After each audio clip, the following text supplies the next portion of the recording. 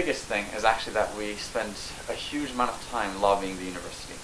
That's really, in a way, if you look in terms of the amount of time we spend on things, that's our core function, is to be involved in the governance structure of the university. And I think for a lot of people that's surprising and something that's little known.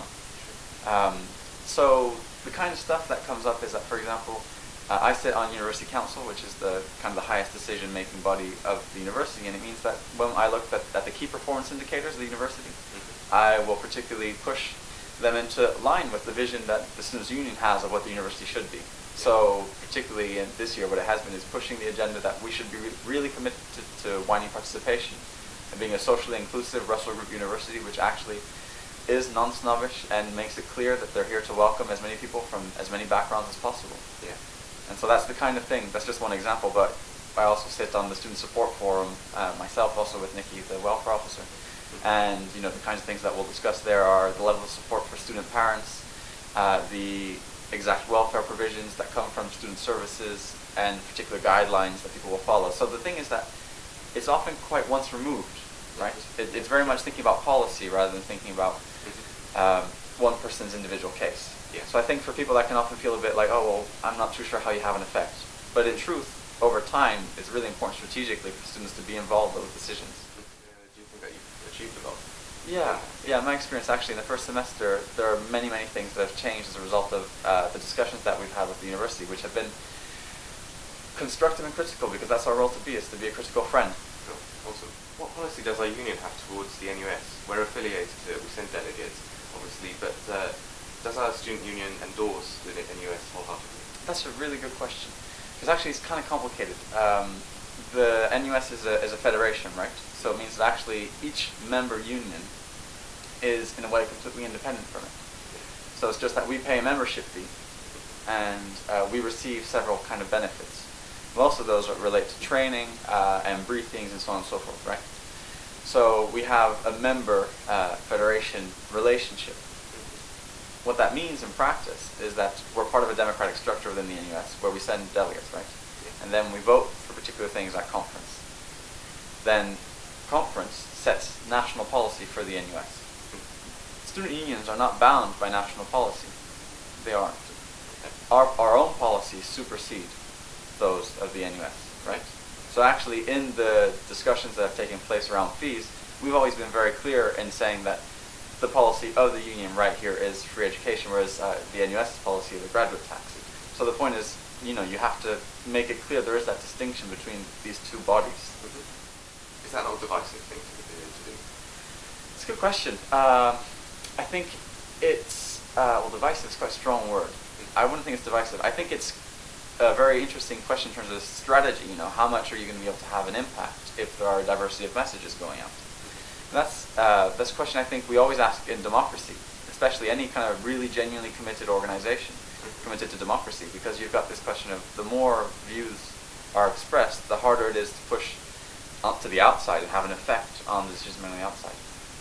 So my personal view is that actually at this point in time, the NUS strikes its own balance, but actually our students' union has to strike its own internally, which is much more important to me, is actually making sure that students here feel like they've shaped the decisions that are made within the union, and that they're shaping the campaigning activities that we take part in. Should we remain affiliated to the NUS? Because we've seen Durham University and a number of notable others, especially in Scotland, who have disaffiliated. Ought we do the same?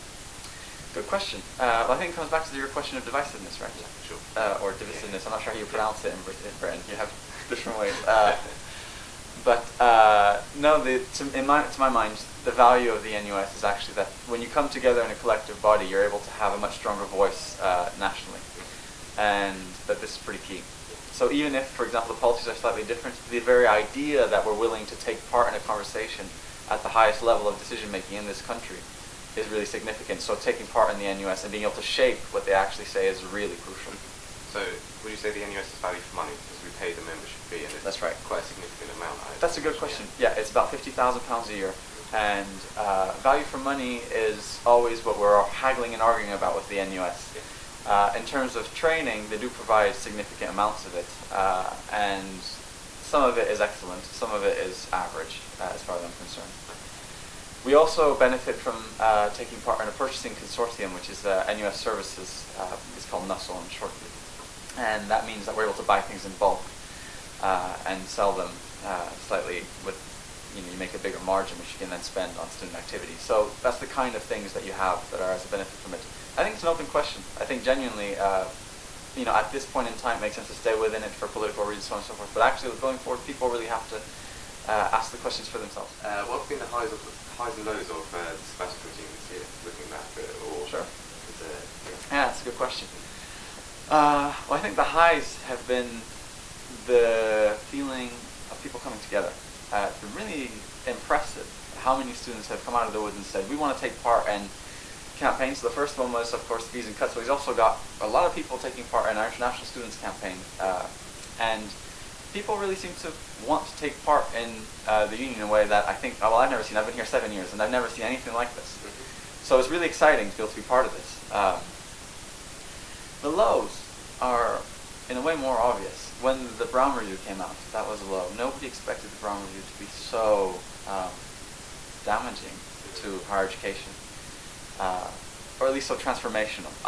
In my view, it's damaging, but it is definitely that paper was incredibly transformational. It essentially removed any cap on fees and advocated for the complete marketization of university.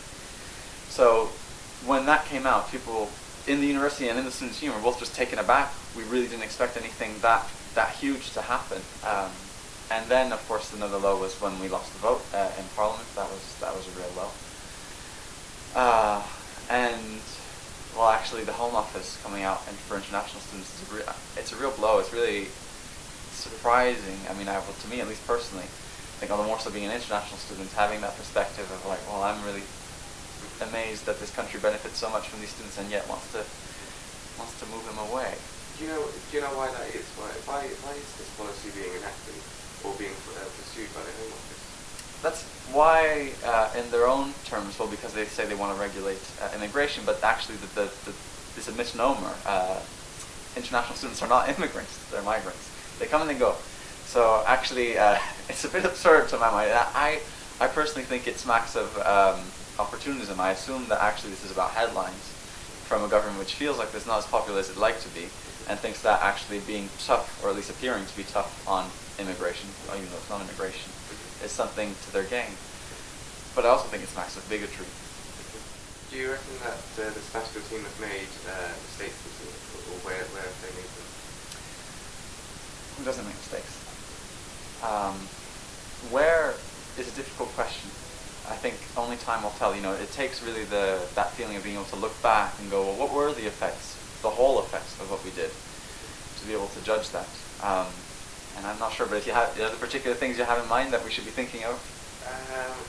No, I think it's more from a personal level what you felt you could have done better. Looking back, is there something that you particularly felt you wish you'd worked more on? Well, I can tell you that there's the balance between campaigning on the national issues, campaigning within the university, which that's our strength have been. We've done a lot nationally, locally with local council, and within the university.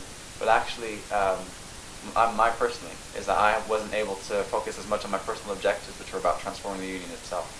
Especially because one of my personal objectives is actually about increasing the level of democratic deliberation from everyday students, as opposed to just the deliberating bodies as they exist. And I'm not able to change that just yet. But I still have another 5 months to go. Sure. So I'm convinced I'll be able to do it by then. But it's frustrating to not be able to do everything, right? What were your, because it's now been such a long time, and we've obviously got first years who didn't see your election, what were your personal objectives in terms of democracy? Well, actually, they were much the same as they are now. They were about trying to simplify the relationship between students, so who are members of this union, and the decisions that are made by the union. And also trying to bring together all the kind of organizations that we have internally, because we have a huge amount of people who are involved in lots of aspects of the union. And a lot of them actually feel disenfranchised, I think, still to this day, from the politics, per se, of the union. And I think that's really a sad thing, because actually there's so much intellectual resources and just basic know-how coming from the people in societies, in club sports, and volunteering organizations. But actually, we've got people who are really, really dedicated and really think very well on their feet and so on and so forth. And to get them into the conversation, to me, is one of the most exciting and important things we could do. But finding the organizational structures to make sure that it's not a one-off, that's not just based on me doing this because I feel like it, but actually that this is going to become the structure, the norm, year on and year out. That's really what I'm working on, and so that's what I want to do, and I ran pretty much on that basis. What do you think will make a good student officer? Very good question. First thing is passion. Somebody who actually feels the issues. It's a strange thing to say because I know British people often don't like talking about feelings, but actually you do have to kind of feel the depth of the situation to be able to really be a good advocate, right? And that comes with a significant degree of thoughtfulness. So that's kind of, you need somebody who's really going to feel the issues and be willing to think strategically about what are the best ways to make an impact on those concerns. And actually, for the whole system, if you like to close the loop, it really is the fact that people need to feel, everyday students need to feel like they can relate to the officers they elect, and they need to trust in them. They need to feel like, because it's very difficult to know what officers do because they work, last semester we were working about 70 hours a week on average, and we're doing a gazillion things, and it's very difficult for people to keep up with it, and even for us to communicate it properly. So actually the most important thing when you're voting for somebody is to trust that they would do a good job and that they would actually represent the interests of students in the best possible way.